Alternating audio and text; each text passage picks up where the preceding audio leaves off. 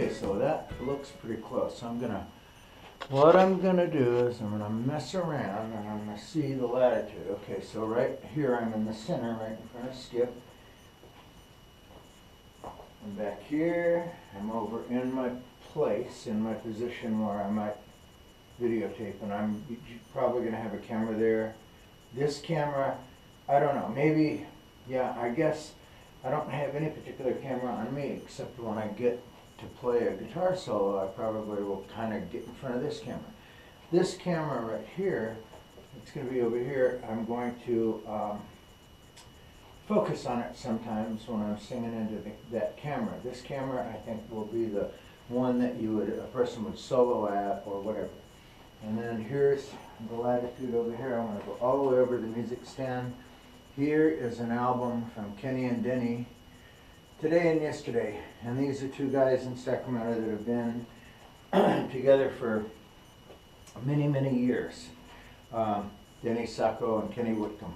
And nice guys. My experience with both of them, Denny, when I got off the road in 1976, booked my band in a number of different places.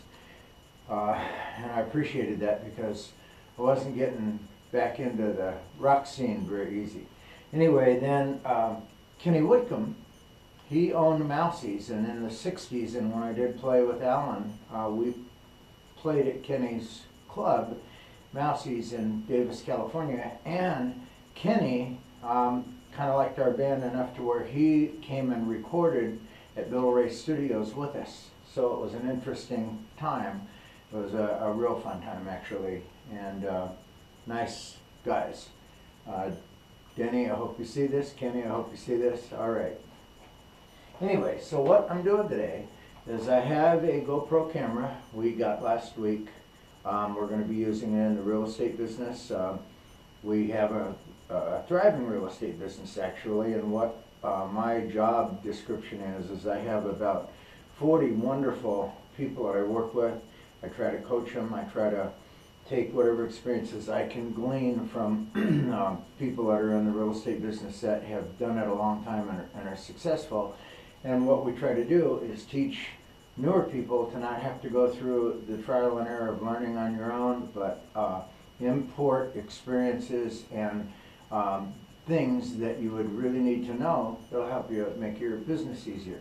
So I like tools like this camera here, because, well, first of all, I haven't experienced something that is this wide angle, and if I can get all the way over here, for example, if I can see this Harptone guitar, which I've had since about 1976, that's an interesting guitar. It's a guitar that George Harrison had one at Bangladesh, but it was a 12-string, and Badfinger played it, and a number of other people did, and they were made in New Jersey by Harptone Guitar Company, who made cases for Martin and Gibson guitars and Epiphone guitars. It was a great case company, but just for a few years made these guitars. That's the same size as a Gibson J200. It has kind of a violin-shaped back. In fact, I'll pull it down and show it a little better. It's got a unique headstock. Let's see right here, and it's dusty and all of that, but here it is.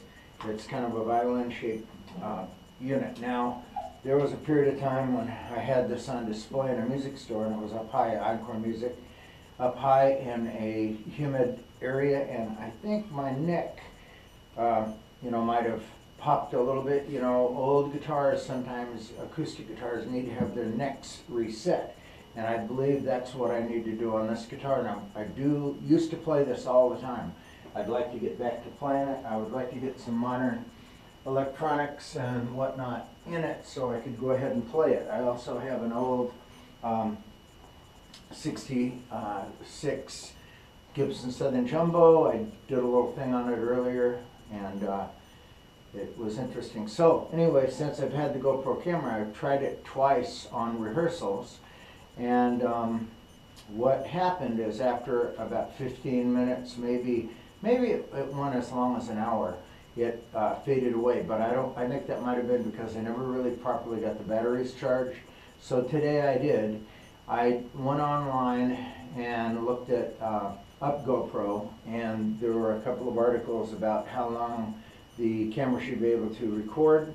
And this one, what I've learned is on the face, it'll tell you, you know, what your battery life is and how long you can go with the chip. Now I've got a 64 gigabyte chip in there, so it should be able to go at a very high resolution rate, about 3.5 hours.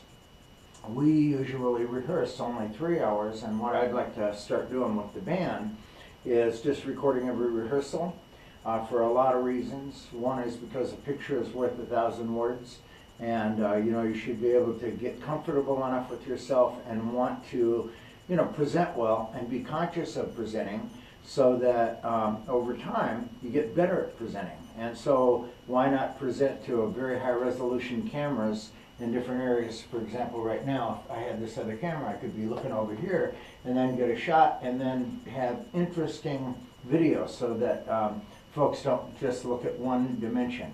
Now once again, I'm going to go over on this side, and I'm going to talk a little bit about this guitar right here, which is a Gibson 345.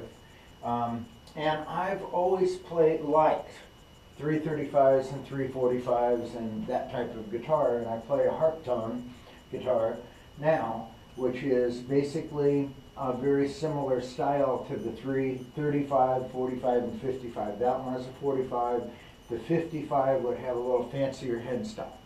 But I really like the tone of this guitar. I'm getting a better actual tone, and it comes through the GoPro, a better tone than I've gotten for years. So I'm going to go back and play my Telly and my SG a little bit more and see how that goes. I play through the Little Dog amps with a pod, which is a Line 6 product. I like them.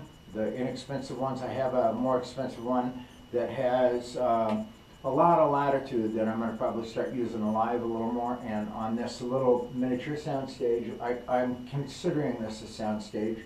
I want to at some point raise the drums up so that all of the musicians' heads are at the same level, and then I'm going to build another sound stage for performing, you know, for the musical side. Because what my goal is to get enough material in video to be able to have it on the website, so you, whoever might be interested in the band or any of the you know, things that we do, can go on there and check out what you want. And so the more we record it, if we have different cameras, make it interesting for you, and then we'll get more hits. And what we're doing is, you know, we want to get out into the world and make art and get it out to the world and have it appreciated, and we'd like to be remunerated. So I mean, it's just kind of like a dream that could happen with modern technology in a different way than it used to happen for us earlier. Earlier it was like going out and playing gigs or making records, but the world is different. And I believe that, you know, what's going to happen is that if you have interesting content, people are going to want to look at it. If they want to look at it, they will, and you get more hits and so forth and so on. And there's got to be a way through mechanical royalties or whatever to be remunerated. And if that can happen, that's a dream. Anyway, this is Gene Thorpe, Little Red Rooster TV, signing out.